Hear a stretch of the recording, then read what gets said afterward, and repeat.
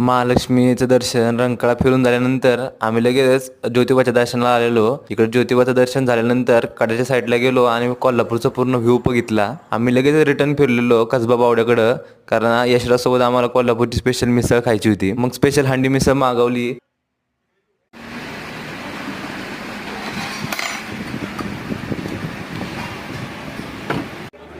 आणि मग तिथनं पुढे मी मंगल कार्यात आलेलो, कारण लग्नाचा टाइम झालेला.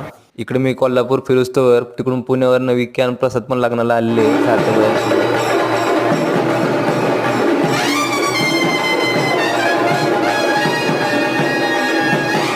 इकडे लग्न लागल्यानंतर आम्ही लगेच सरांना भेटलो. गडीवर तिथं थांबलो आणि लगेच पुण्याकडनं निघालेलो. जाताना मी सार्थक सरांसोबत प्रसाद आणि प्रज्वल सोबत जाणार होतो.